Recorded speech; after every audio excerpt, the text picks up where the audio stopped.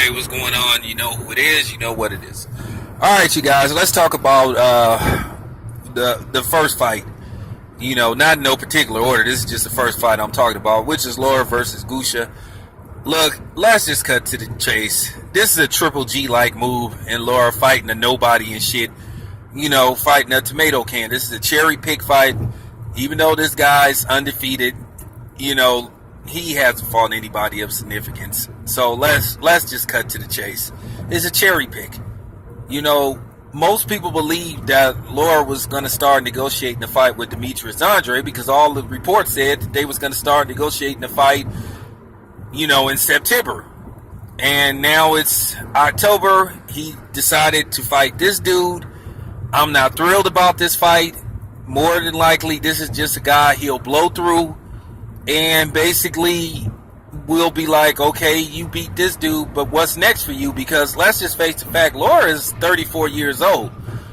You know, the clock is ticking on him to start getting some fights of significance. You know, I think he's still, you know what I'm saying, he's still a solid fighter, but, you know,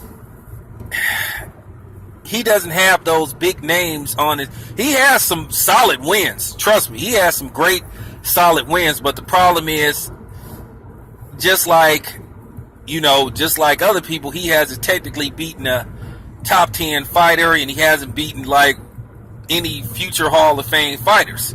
But he's a great fighter. But when it comes to his resume, you know, he's lacking the names. And when his career is over, you know, we're going to look at, yeah, he was a very good fighter, but what fight stands out that he had?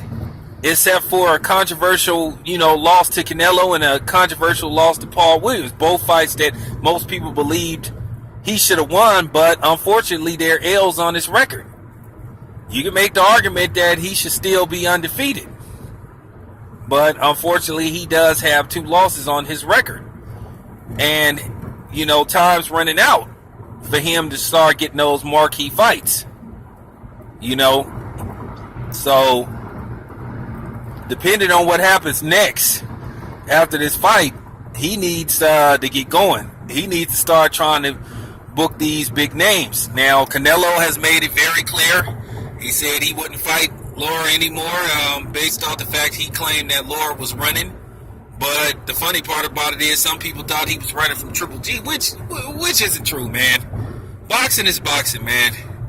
You know, people pick and choose who they say is runners, and that's in particularly black fighters. We all know who they love to put that label on. But anyway, at the end of the day, man, he needs to start getting it going. Now, Lara has sort of hinted that this may be possibly his last fight at 154, and he may try his hand at 160. Now, keep in mind, for the last 3 years, he's called out Triple G and said he was willing to go up to 160 and fight Triple G, and yet no word from the Triple G camp. But keep in mind, you say you would fight Triple G at 160, but it's looking like it's all but your fault that the Demetrius Andre fight didn't happen. So it's sort of like, dude, okay, it's kind of hard to believe that you willing to fight Triple G, but then you know go up go up a weight class and fight Triple G, but then you didn't even want to fight a dude in your own weight class.